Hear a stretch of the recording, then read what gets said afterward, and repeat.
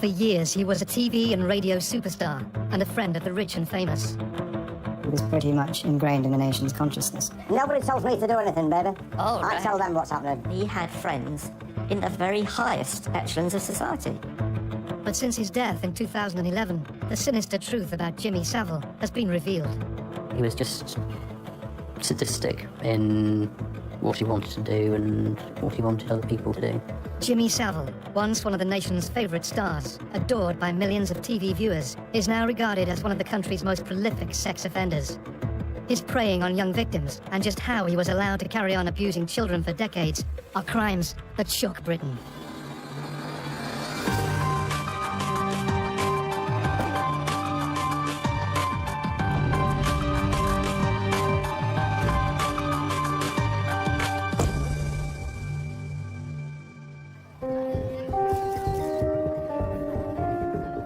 On the 9th of November 2011, a funeral cortege moved slowly through the city of Leeds. The streets lined by a respectful public.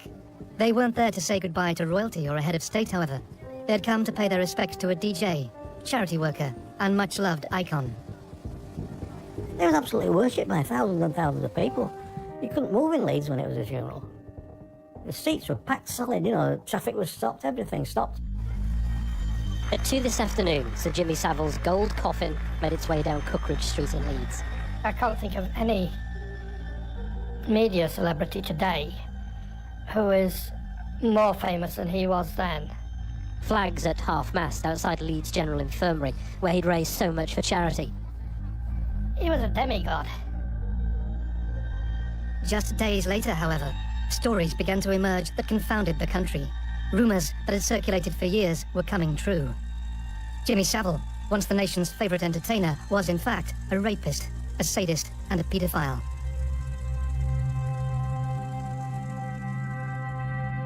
Jimmy Savile was born in Leeds on the 31st of October, 1926. As a young man, he worked as a coal miner before an injury forced him to change career. He became an entertainer and began running several nightclubs in the north of England. It wasn't long before his reputation preceded him. When Jimmy Savile first came to Leeds, no one knew him, and after a month, everybody in Leeds knew him or had heard of him because of the outlandish things that he used to do. The way he dressed, the way he did his hair, for instance, you know, just to get himself noticed. You know, if he came to our house, there'd obviously be a couple of dozen, it could be a couple of hundred people all outside the house and round his car, and, you know, so you'd obviously walk around with a big chest and your head held high, you know, saying, "Oh, is that my uncle?" sort of thing. We never went out saying, "Oh, we've got a famous uncle called Jimmy Savile," or anything like that. He was just Uncle Jimmy, and that were it, really. He was a well-known figure in the north of England. He was a sort of an amateur disc jockey who hadn't really broken into television yet. And he introduced dancing to records, which had never happened before. He started for younger people on a lunchtime, just dancing to records, and it really took off. Jimmy Savile began working at the Locarno nightclub in Leeds in the late 1950s.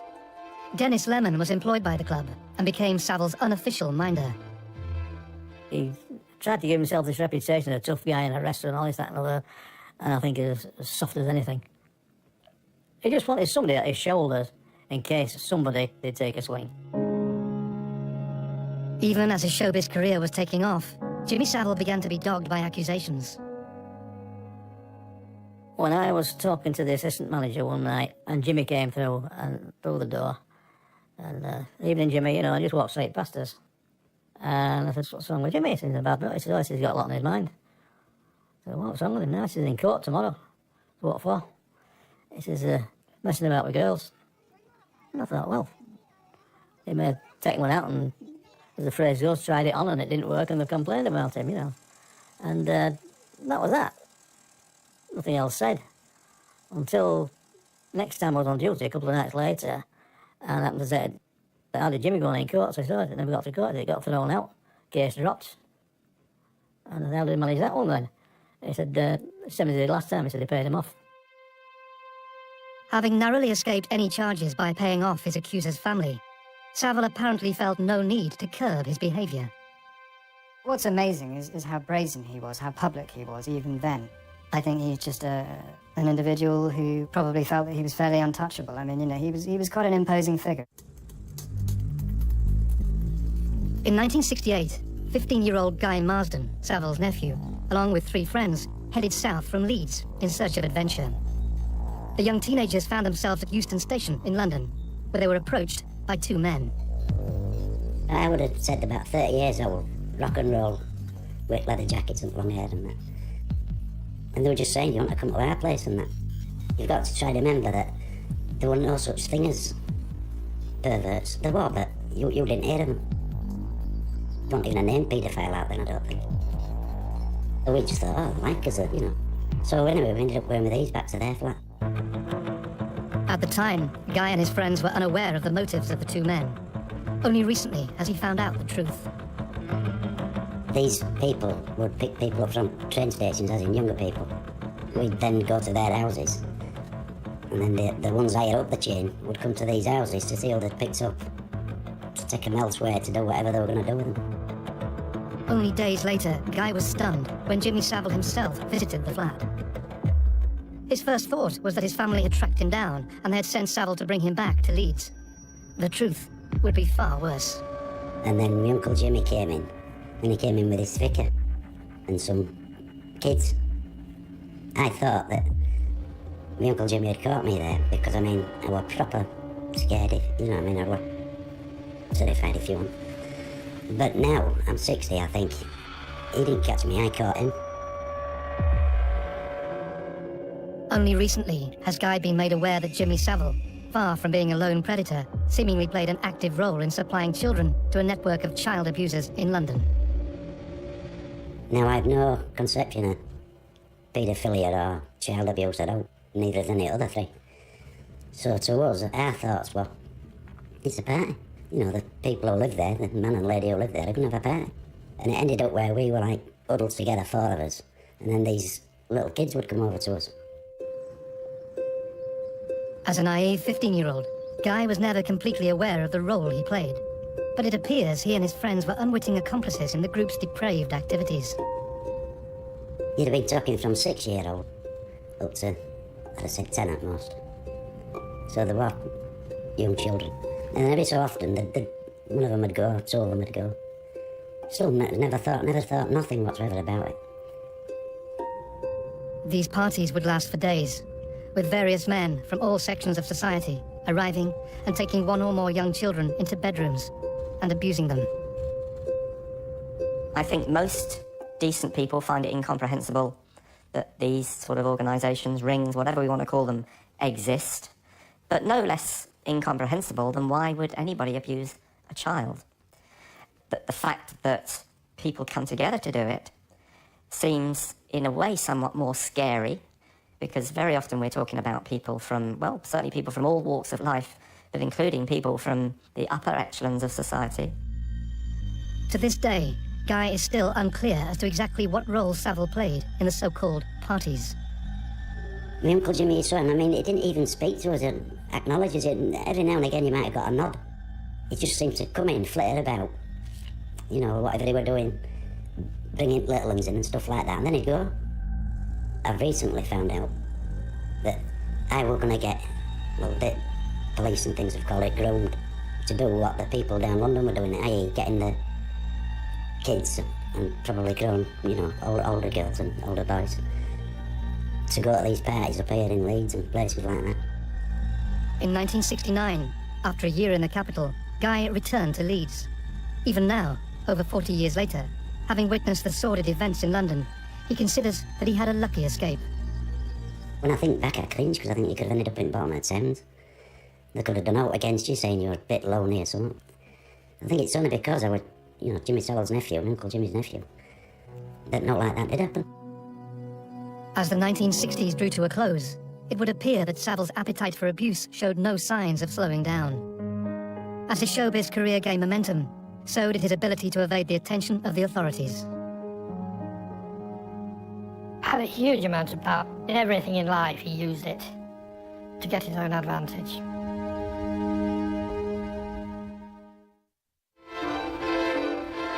Jimmy Savile, once a cherished national icon, is now vilified as an evil sexual predator who hid behind a smokescreen of celebrity in a career that lasted decades.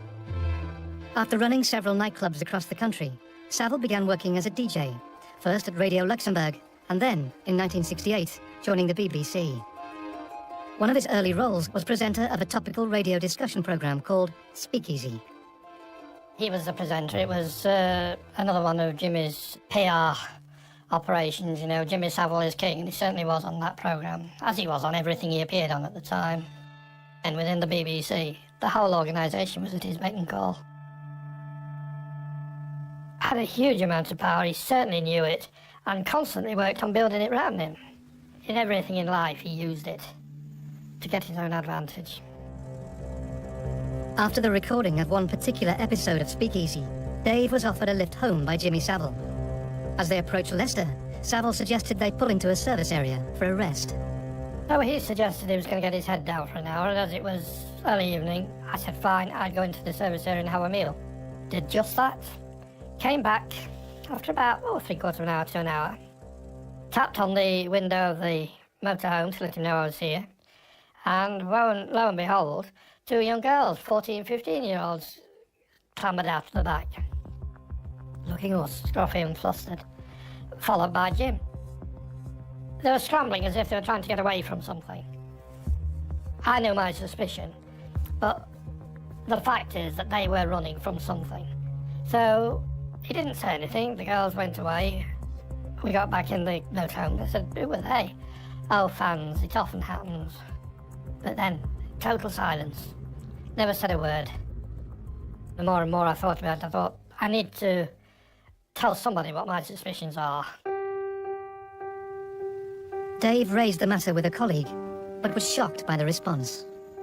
They'd had a word with his line manager, who'd said, it's Jimmy Savile. We can't do anything or say anything about that. You know, we both need to keep our jobs. After that, I never watched him on television once. If he came on television, I switched it off. I never watched another Jimmy Savile programme after that. In 1975, Savile began presenting the show that would make him a household name, Jim'll Fix It. The programme was broadcast on Saturday evenings and ran for almost 2 decades. At its peak, the show attracted viewing figures of 15 million, with a production team opening almost 5,000 letters a day. I got letters just bombarding me. There were so many letters, and it was up to me to sift them and give them to Jim for his decision. But it was hard, but there was a lot of letters, and it just grew like Topsy. And that's how it all started. Despite his on-screen persona, Savile's attitude to children was apparently different when the cameras were turned off. He did not like children at all. He tolerated them, but that's about as far as it went for the value of the programme. I think all children should be eaten at birth. That's for sure.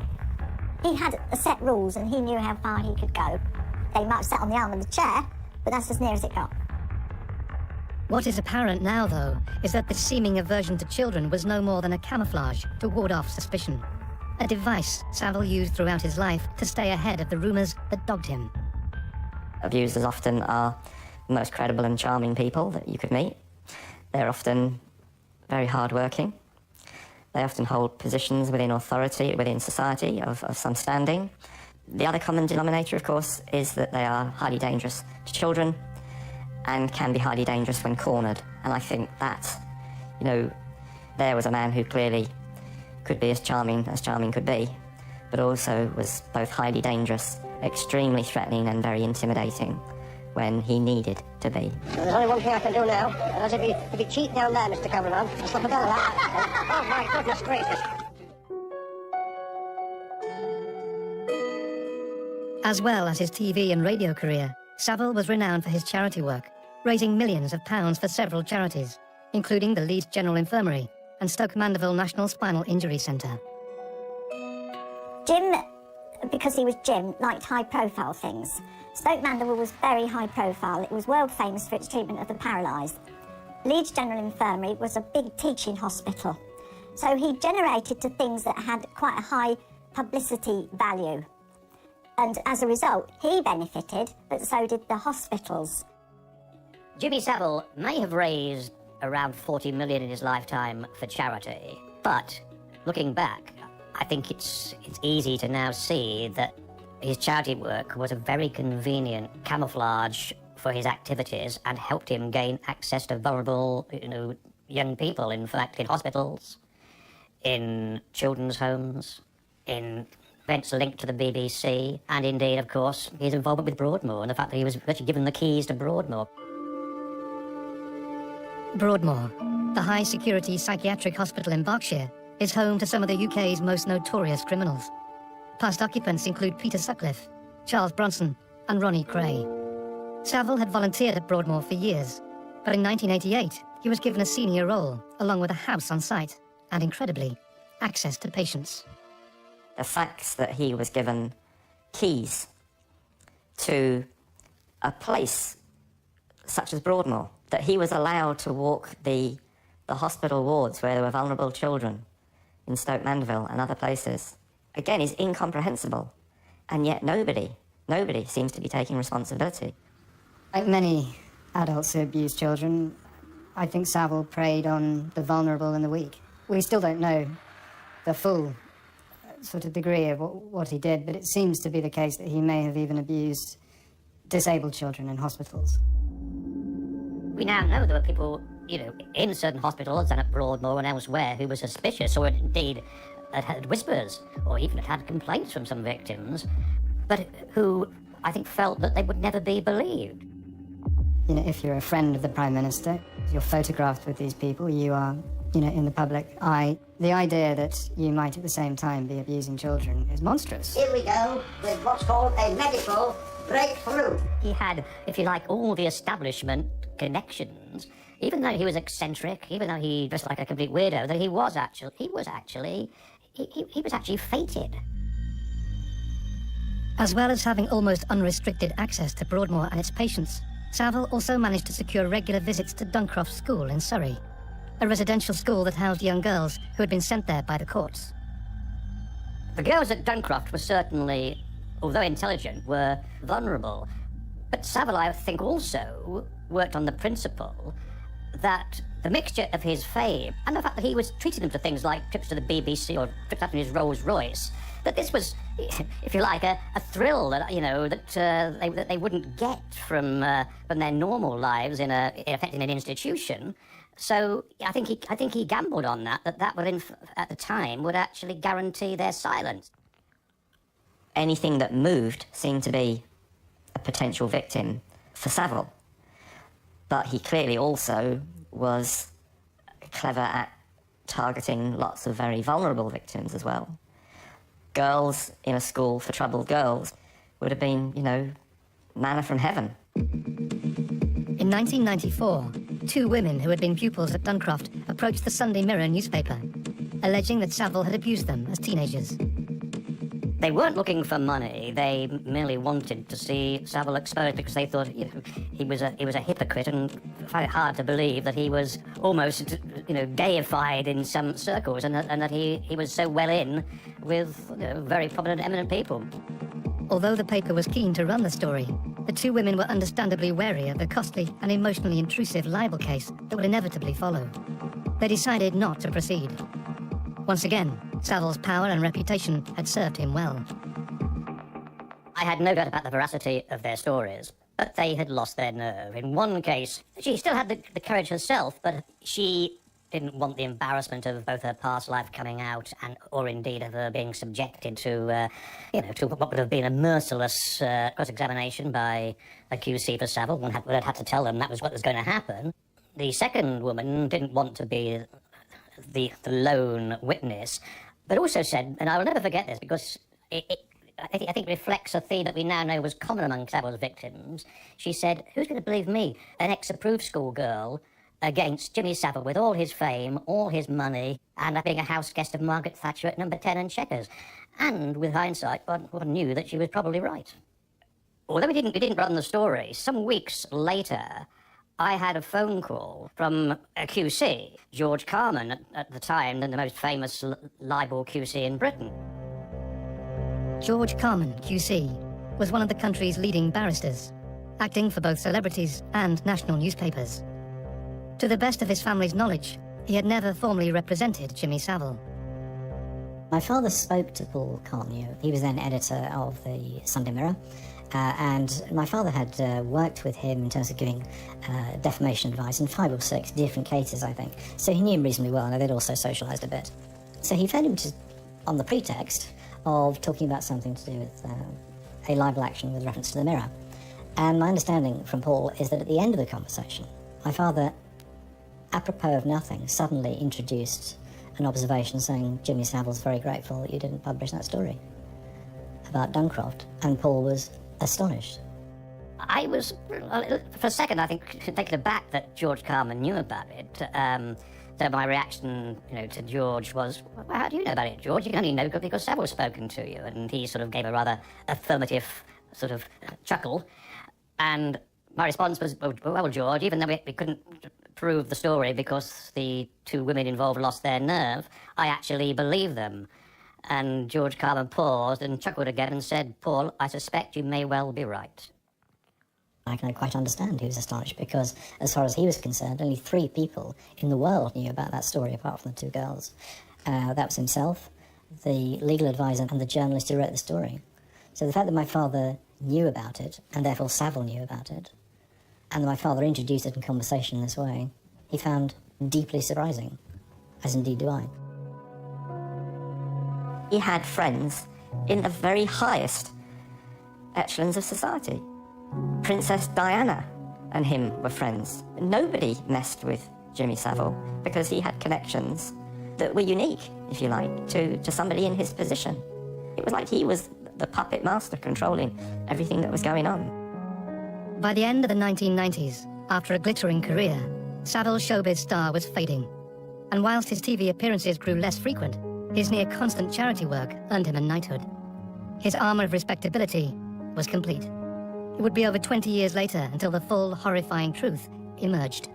He enjoyed seeing pain inflicted and humiliation, I suppose. Jimmy Savile was a national icon until his death in 2011. He is now regarded as a wicked, predatory sex offender who used his connections and reputation to deflect any allegations of wrongdoing. However, the public persona of Savile, the entertainer and showman, was at odds with how people actually viewed him when the cameras were turned off. Savile had long been regarded as a pretty suspicious figure by a lot of people in journalism, in Fleet Street, at the BBC. One, I'm very boring. I don't do drugs, I don't do underage sex, I don't do any of them things that they print in papers today. I think I've found Savile shifty, grubby, mock humility. He almost invited you to think of him as a slightly grubby, eccentric individual. I hope that cigar is not lit that you have in your hand. No, it's not lit. Jimmy Savile. Did the doctors not tell you to get off that? Nobody tells me to do anything, baby. Oh, right. I tell them what's happening. I feel that, yes, he hid his darkness in the light. You've been doing Jim will fix it for 20 years. Did anybody ever fix anything for you? Yes, because my case comes up next Thursday. Right, and I hope you get off it. No, it'll be a case if I get put away. He didn't have a personality. It was almost robotic. Not in his movements, but in his actions. He never ever showed any emotion other than when it was that false smile that he had when he was buttering you up on screen or on air. Never showed any emotion of any kind whatsoever. A lot of people didn't like him. They didn't like him because of the way... A lot of people called him creepy. But he used to go round the wards saying things like, oh, you're beautiful, and give me your hand, and he'd take their hand and he'd kiss the back of their hand, and he wasn't terribly popular with the staff. Whilst people harboured suspicions about Savile, his status as a celebrity and fundraiser meant he was never called to account, allowing him to continue to prey on children, both as an individual and also as part of a group of child abusers. Stephen was only 7 when he began to be abused at home. My father started it, started being very violent. He used to drink quite heavily. And it started from there. I suppose over quite a short space of time it escalated quite quickly from just being hit to being kissed and touched, and I don't know how many months before others were involved. As the abuse got worse, Stephen was handed over to an organised paedophile ring. I just remember my father coming away really pleased that he liked me and they wanted me in the group. I had no idea what that meant at the time. And then it was only a few days, I suppose, after that, that I was taken to my first meeting. There was only a few of them there. And that was then set for years then. Stephen was abused by the group for the next 9 years. He would be collected from home at any time, day or night. And on occasions, he would even be picked up from school. He was taken to various locations, including houses and hotels, where he, and often other boys, would be subjected to the most appalling sexual abuse by one or more men. Nobody questioned it, and sometimes it was during the day or the evening or at night or weekends. That was just part of life, really. And nobody said anything. Not a word. Strange, because they never said, don't tell. You hear people say, oh yeah, we were told not to tell. Nobody ever actually said that. But it was made very clear that if you broke the rules, or if you went against the group, you would just disappear. And no one would care. They had their rules, and you had to follow their rules without question. No crying, and not being unconscious. They didn't like it if you passed out. No passing out. So that was it. That was the rules you had to follow. And were pretty much broken quite regularly.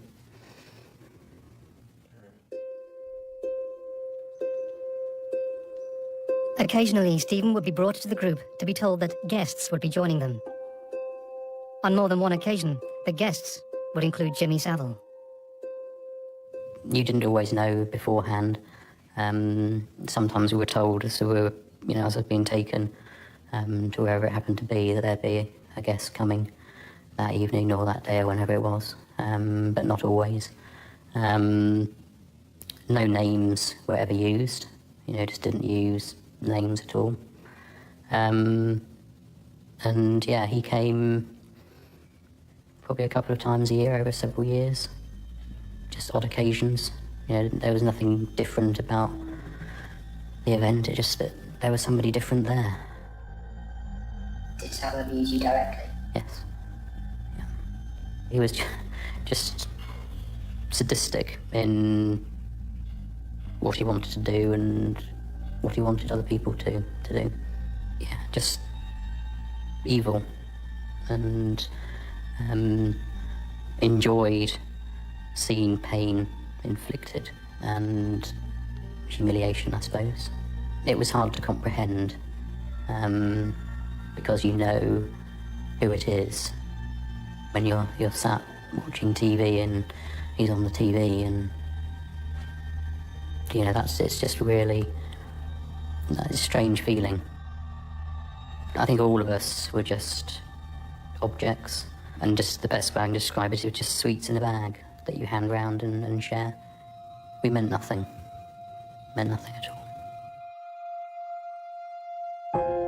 Stephen's abuse at the hands of the group stopped when he was 16. Only recently has he been able to talk about his horrific ordeal. Following the Savile revelations, he reported his abuse to the police. It's a scary prospect. It's probably more comfortable to not believe things sometimes than to confront them. But we know that organised crime of this kind exists. And again, we need the police, the authorities, to have more resources in order to break them and to establish that the abuse of children in any form and by any perpetrator, organised or disorganised, is never, ever acceptable. I believe that as more survivors speak out, and many of us are, the authorities will be compelled to act. It might be a long battle, but I think it is more than a battle. I think it's a war that we're in, and it's a war to protect our children. Tragically, for victims like Stephen, Savile's position as showbiz royalty, as well as his charity fundraising, once again ensured the rumours and gossip about his behaviour remained exactly that. It would only be after Savile had died that the shocking nature of his crimes would be laid bare. It was good while it lasted, reads Jimmy Savile's headstone. The same can now be said of his reputation. Jimmy Savile is now regarded as one of the most prolific sex offenders this country has ever seen.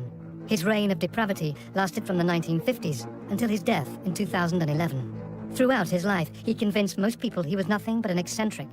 But in 2009, allegations of abuse at Duncroft School forced the police into action. Savile was interviewed under caution at his office at Stoke Mandeville Hospital. When the police are investigating somebody about a serious crime, and this is a very serious crime, the suspect would generally, surely, always be taken to a police station where they would be interviewed under caution. So that made it unusual immediately, and again, probably emphasised that the person in control of that interview was Jimmy Savile. It was not the police.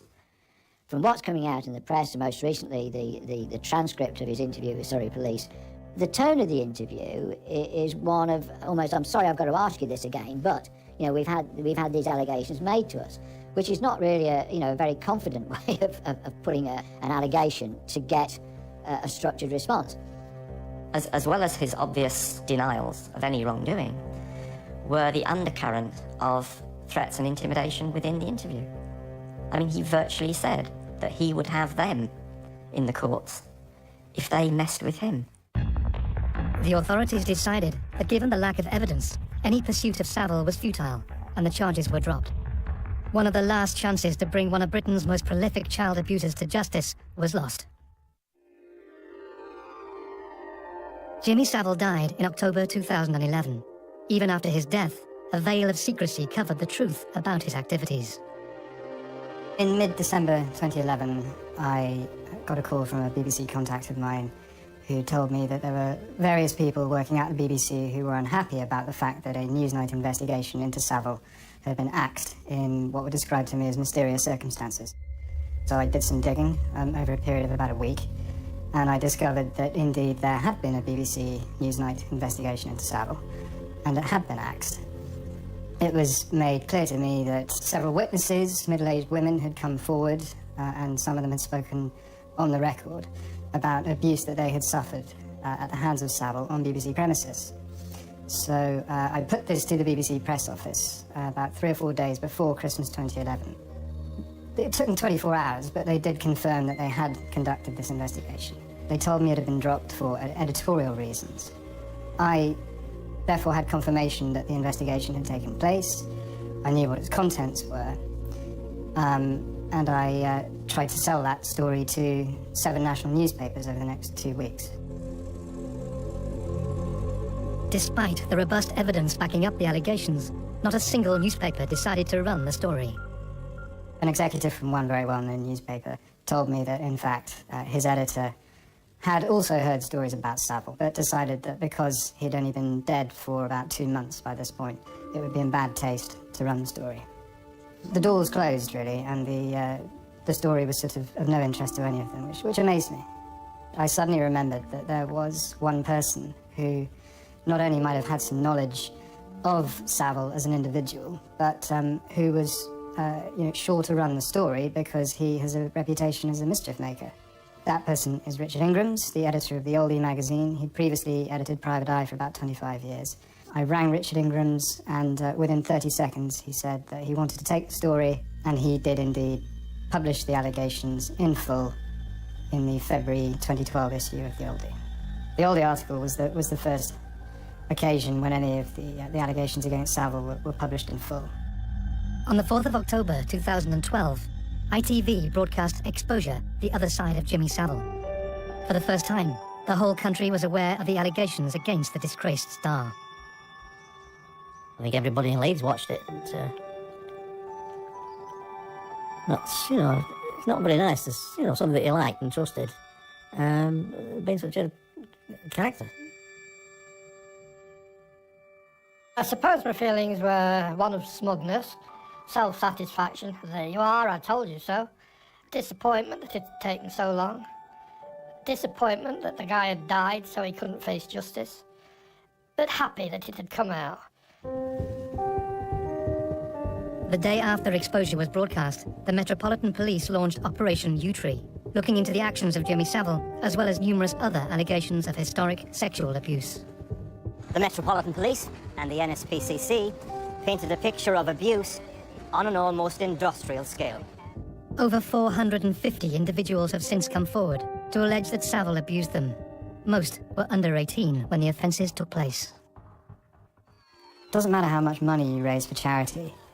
If you are at the same time abusing children, abusing disabled people, robbing them of their dignity, robbing them of their childhood, making them incredibly unhappy, you can only be a bad person and your legacy will always be poisonous.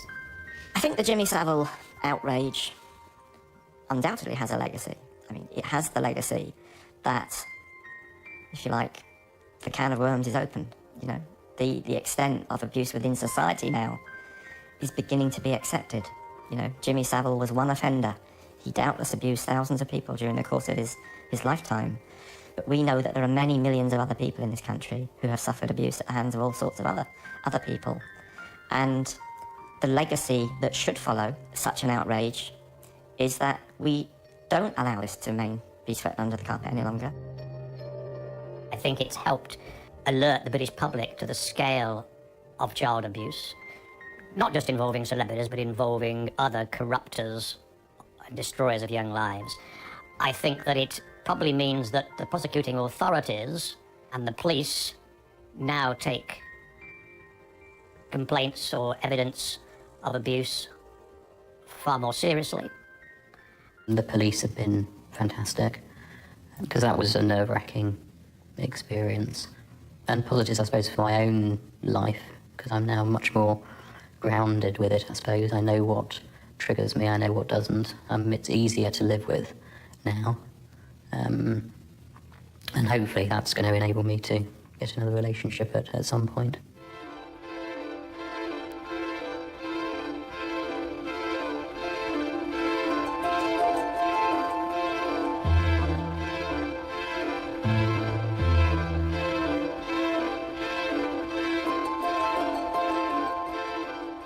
I find it disturbing that political leaders who were, for example, so keen to call for the Leveson inquiry into misconduct in the press aren't doing the same for an overarching judicial inquiry into the much bigger and life-damaging consequences of multi-institutional failures over child abuse going back 30, 40, 50 years. In October 2012, the elaborate headstone that marked Savile's final resting place in the North Yorkshire cemetery where he was buried was torn down. He now lies in an unmarked grave. The staggering scale of Savile's abuse continues to grow, and questions still remain about how he was able to prey on young, vulnerable children for over 50 years. I think that is a reflection of how society views the crimes, that they'd rather they didn't think about them. And, Jimmy was that way. Well, Jimmy was a rapist and a child abuser. That's established beyond doubt. Lots of people knew. Nobody did anything about it. That's the real outrage.